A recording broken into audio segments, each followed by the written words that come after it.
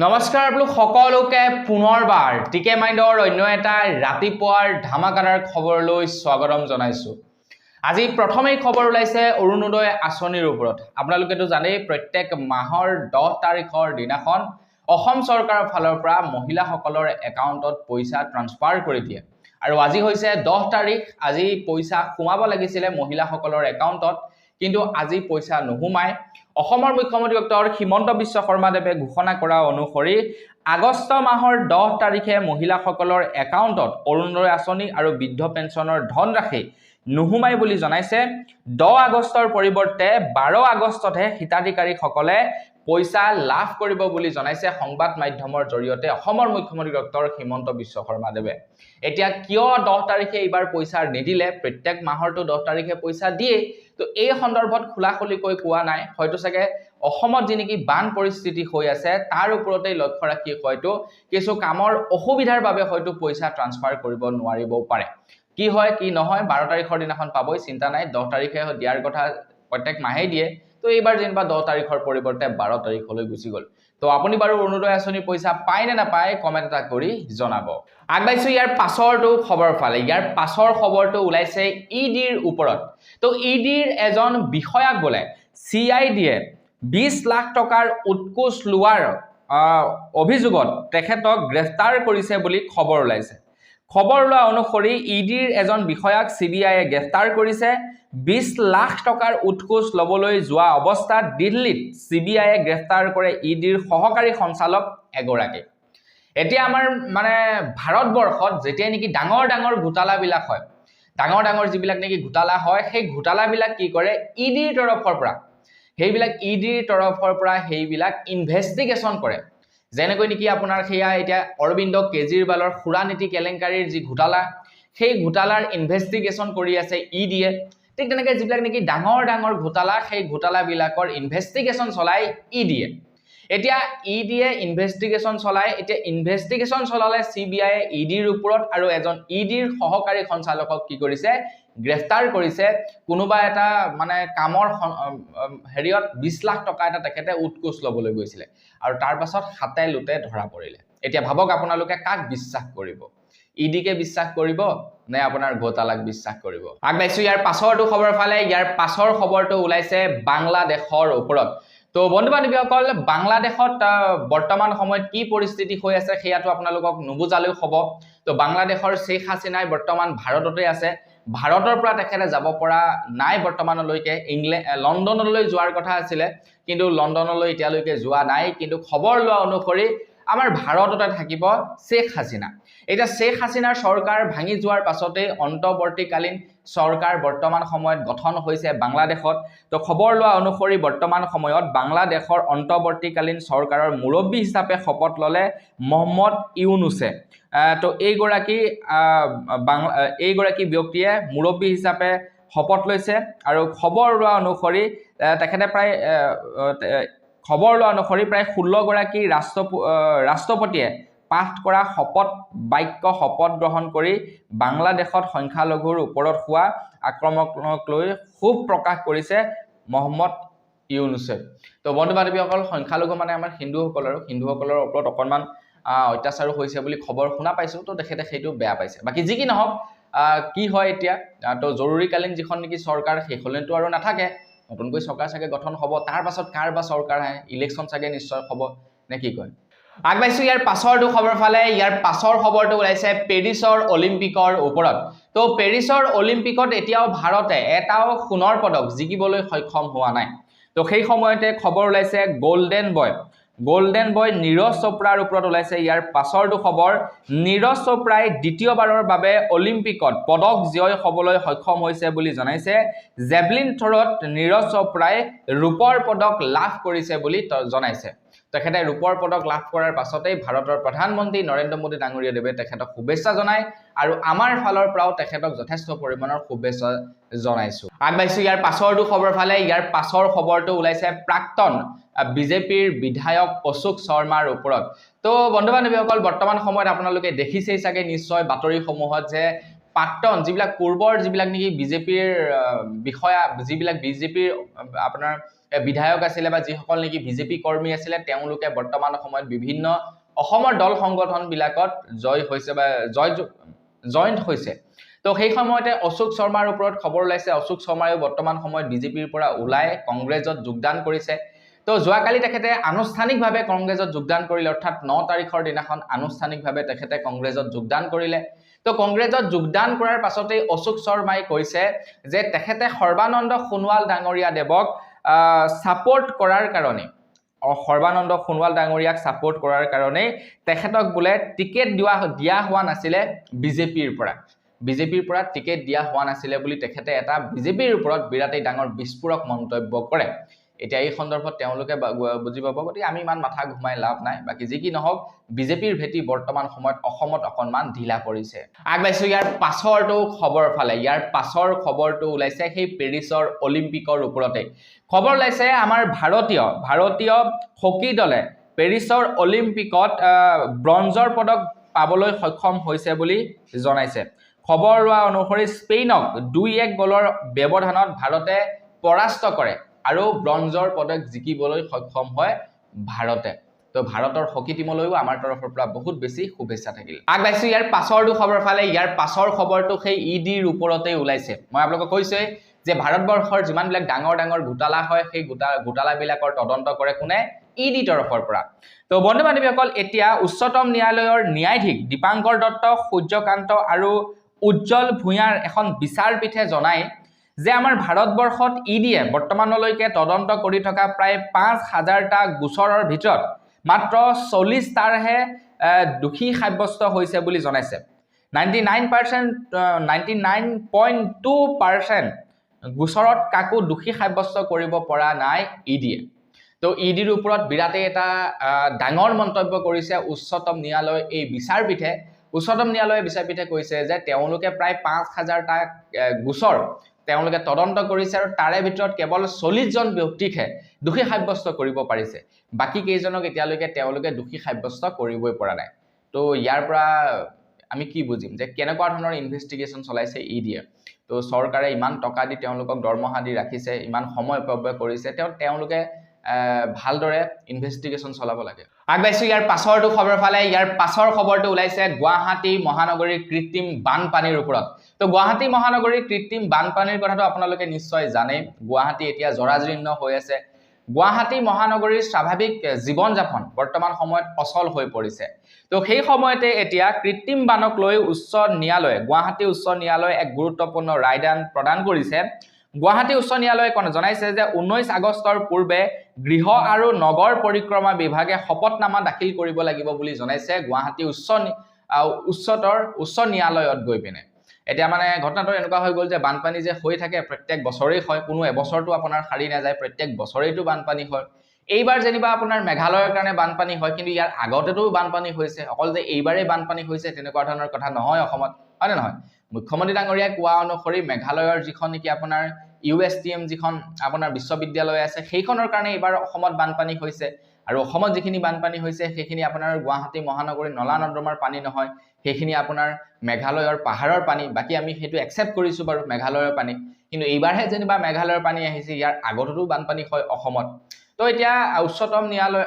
গুৱাহাটী উচ্চতৰ ন্যায়ালয়ে কি কৰিছে তেওঁলোকৰ পৰা শপতনামা বিচাৰিছে এই সন্দৰ্ভত মানে গুৱাহাটী মহানগৰীত হোৱা বানপানীৰ সন্দৰ্ভত শপতনামা বিচাৰিছে 19 আগষ্টৰ পূৰ্বে আগবাইছো ইয়াৰ পাছৰটো খবৰ ফালে ইয়াৰ পাছৰ খবৰটো সেই গুৱাহাটীৰ বানপানীৰ ওপৰতে ওলাইছে খবৰ ওলাইছে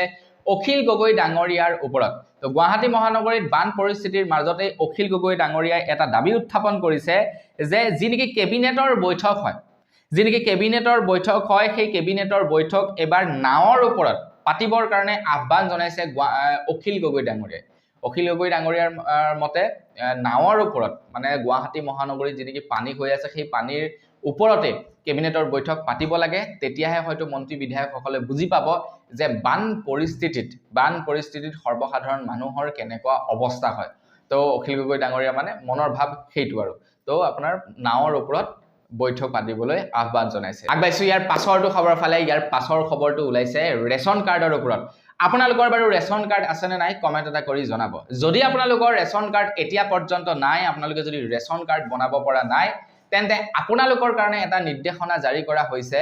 আপোনালোকে যদি ই-শ্ৰম পোৰ্টেলত ৰেজিষ্টাৰ্ড কৰে তেন্তে আপোনালোকক এখন ৰেচন কাৰ্ড প্ৰদান কৰিব বুলি জনাইছে আপোনালোকে বাৰু ই-শ্ৰম পোৰ্টেলত ৰেজিষ্টাৰ্ড কৰিলে নে নাই কৰা কমেন্ট এটা কৰি জনাব আপোনাৰ যদি বছৰি ইনকম 4 লাখ টকাতকৈ কম আপোনালোকৰ ঘৰত নেকি আপোনালোকৰ ঘৰত যদি আপোনাৰ থাৰ্ড গ্ৰেড বা মানে হাই ৰেংকৰ চাকৰিয়াল নাই তেন্তে আপোনালোকে ই-শ্ৰম পোৰ্টেলত ৰেজিষ্টাৰ্ড কৰিব পাৰে বা আপুনি যদি এজন সাপোজ সৰকাৰি বিষয়া নহয় তেন্তে আপোনালোকে ই-শ্ৰম পোৰ্টেলত ৰেজিষ্টাৰ্ড কৰিব পাৰে আৰু আপোনালোকক এখন ৰেচন কাৰ্ড প্ৰদান কৰিব বুলি জনাইছে তো বন্ধু-বান্ধৱীসকল আপোনালোকে ই-শ্ৰম পোৰ্টেলত ৰেজিষ্টাৰ্ড কৰিব ইয়াৰ ওপৰত মই অলৰেডি ভিডিও আপোনালোকৰ কাৰণে বনাই ৰাখিছো আপু নিউজ চেনেলটোত আপোনালোকে সাৰ্চ কৰিব মোৰ দ্বিতীয়টো চেনেল তাত আপোনালোকে লাভ কৰিব ইনফৰমেশন যে কেনেকৈ আপোনালোকে ই-শ্ৰম পোৰ্টেলত ৰেজিষ্টাৰ্ড কৰিব পাৰিব আগবাইছো ইয়াৰ পাছৰটো খবৰ ফালে ইয়াৰ পাছৰ খবৰটো ওলাইছে অসমৰ অবৈধ শ্ৰমিকসকলৰ ওপৰত অসমৰ যিসকল নেকি অবৈধ শ্ৰমিক আছে তেওঁলোক অকনমান সাৱধান হৈ যাওক মুখ্যমন্ত্ৰী ডাঙৰীয়াই ঘোষণা কৰা অনুসৰি পূৰ্বতকৈ কঠোৰ হ'ব বাল্য বিবাহ বিৰোধী অভিযান আমাৰ অসমত পুনৰ বাল্য বিবাহ বিৰোধী অভিযান চলিব বুলি জনাইছে নাবালিকক বিবাহ কৰোৱা কোনো লোকেই হাৰি নাযাব আকৌ অসম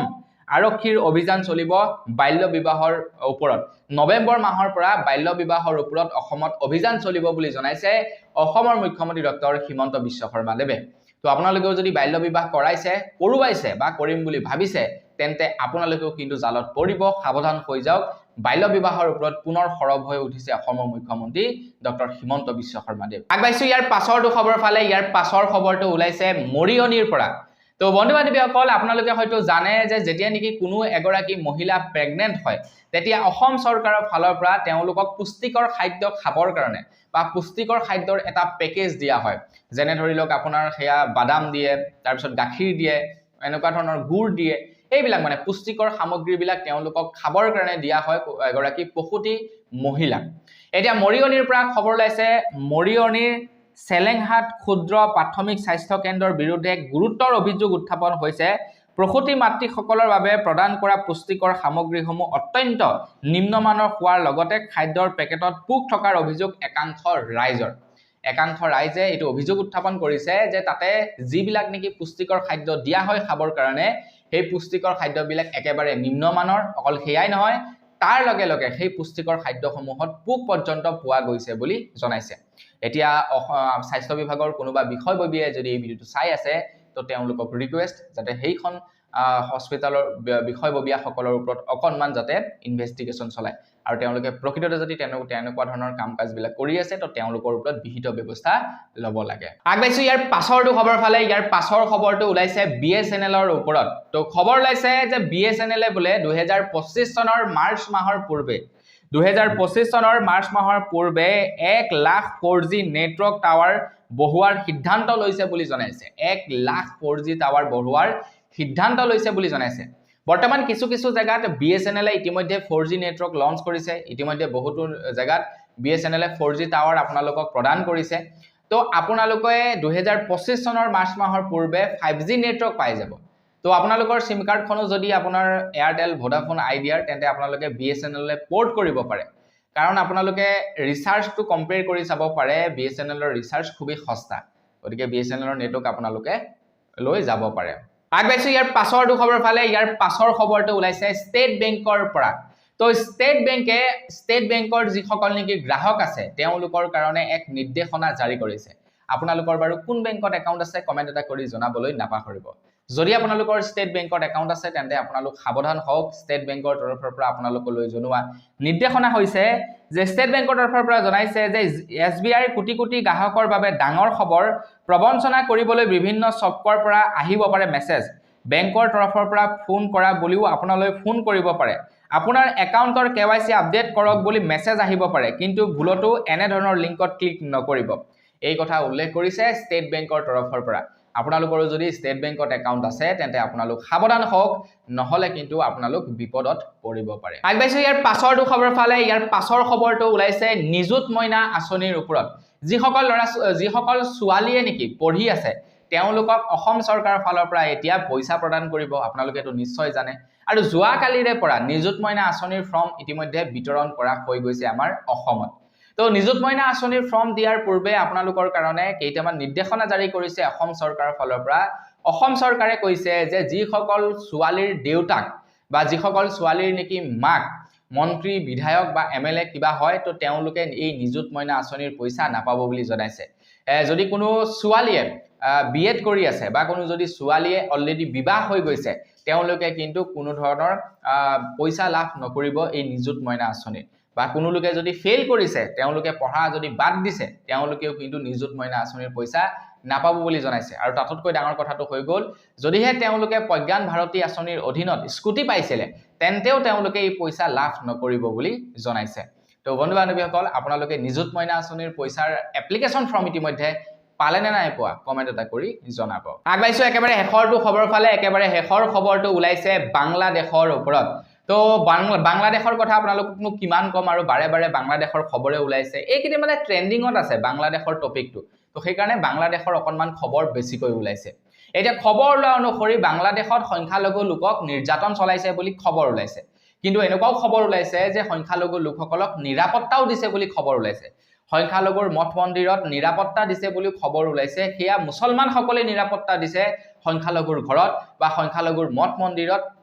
মুছলমান সকলে নিৰাপত্তা দিছে বুলি খবৰ ওলাইছে এটা কোনবিলাক খবৰ সঁচা কোনবিলাক খবৰ মিছা সেইটোৰ সন্দৰ্ভত আমি যেহেতু তাত নাই তাৰ বিষয়ে আমি ডাঠি ক'ব নোৱাৰিম এতিয়া খবৰ ওলাইছে বাংলাদেশৰ নিৰ্যাতিত সংখ্যালঘু হিন্দুসকলক ভাৰতত আশ্ৰয় দিব লাগে বুলি দাবী উত্থাপন কৰিছে খবৰ লোৱা অনুসৰি শিলচৰৰ বিশ্ব হিন্দু পৰিষদে এই হুংকাৰ জনাইছে ভাৰত চৰকাৰক বিশ্ব হিন্দু পৰিষদে কৈছে নাগৰিকত্ব আইন সংশোধন কৰি হলেও বাংলাদেশীসকলক ভাৰতত আশ্ৰয় দিব লাগে মানে সংখ্যালঘু বাংলাদেশীসকলক আশ্ৰয় দিব লাগে যদি ভাৰত চৰকাৰে এনে নকৰে তেন্তে তেওঁলোকে বেলেগ কিবা ব্যৱস্থা হাতত ল'ব বুলি জনাইছে বাপৰে বাপ এনেই আৰু আপোনাৰ সেই ভাৰতীয়ৰে চাকৰিৰ অভাৱ এনে বস্তুৰ দাম বাঢ়িছে আকৌ বাংলাদেশী বিলাকক আনি ভাৰতত ৰাখিব লাগে তেওঁলোকৰো মানসিকতা চাওকচোন বাৰু হয় নে নহয় তো হিন্দুসকলক আনি ইয়াতে ৰাখিব লাগে বোলে আমাৰ অসমৰ মুখ্যমন্ত্ৰী ডাঙৰীয়া বাৰু এতিয়ালৈকে পুৰা তেওঁৰ মানে পুৰা স্থিতিত অটল আছে তেখেতে কৈছে যে এজনো বাংলাদেশী অসমত আহি সোমাব নোৱাৰে সেয়া মুছলিমেই হওক বা সেয়া হিন্দুৱেই হওক মুঠতে বাংলাদেশীটো বাংলাদেশী আৰু বাংলাদেশৰ যিহেতু তেওঁলোক বাংলাদেশী আৰু নহয় জানো এতিয়া আৰু আমাৰ ভাৰতত থকা যিখিনি নেকি আপোনাৰ মুছলমান আছে তেওঁলোকক আমি কি পাকিস্তানী বুলি কম নেকি তেওঁলোককতো আমাৰ ভাৰত মানে ভাৰতীয় বুলিয়ে কম তেওঁলোককতো পাকিস্তানী বুলি নকওঁ ঠিক তেনেকে হিন্দুৱে হওক বা মুছলমানেই হওক বাংলাদেশত আছে দ্যাট মিন্স তেওঁলোক বাংলাদেশী গতিকে এজনো বাংলাদেশীক অসমৰ মুখ্যমন্ত্ৰী ডাঙৰীয়াই অসমত স্থান নিদিওঁ বুলি জনাইছে কিন্তু শিলচৰৰ পৰা দাবী উত্থাপন কৰিছে আকৌ কি তেওঁলোকক বোলে ভাৰতত আনিব লাগে তো আগবাইছো ইয়াৰ পাছৰটো খবৰ আপোনাৰ বাংলাদেশৰ সেই পৰিস্থিতিৰ ওপৰতে ওলাইছে ইয়াৰ পাছৰটো খবৰ ওলাইছে অসমৰ এজন যুৱকক এৰেষ্ট কৰা হৈছে বুলি খবৰ ওলাইছে অসমৰ সেই যুৱকজনে বাংলাদেশৰ যি নেকি মানে সেই আন্দোলন বা প্ৰতিবাদ সেই প্ৰতিবাদক তেখেতে সমৰ্থন জনাইছিলে গতিকে সাৱধান কিন্তু যিকোনো আপোনালোকে পোষ্ট নকৰিব ফেচবুকত তো তেখেতে বাংলাদেশক সাপোৰ্ট কৰি এটা পোষ্ট কৰিছিলে তেখেতে কৈছিলে যে অসমতো এনেকুৱা ধৰণৰ হ'ব আৰু সেই কাৰণে তেখেতক কি কৰা হৈছে এৰেষ্ট কৰা হৈছে বুলি খবৰ ওলাইছে গতিকে সাৱধান বি কেয়াৰফুল কিন্তু আপোনালোকে জিডি পোষ্ট দি নিদিব আকৌ নহলে আপোনালোকক কোনো জেৰত ভৰাই থৈ দিবগে পাৰে তো বন্ধু বান্ধৱীসকল বস আজিৰ ভিডিঅ জনাবলগীয়া খবৰ ইমান কেইটা আছিল খবৰ কেইটা জানি কেনেকুৱা লাগিলে কমেন্ট কৰি জনাব যদি ভাল লাগিলে লাইক এটা কৰিব চেনেল যদি সাবস্ক্ৰাইব কৰা নাই সাবস্ক্ৰাইব কৰি ল'ব পুনৰ এটা ভিডিঅ লগ কৰাৰ খাতিৰত বিদায় মাগিছো ধন্যবাদ জয় অসম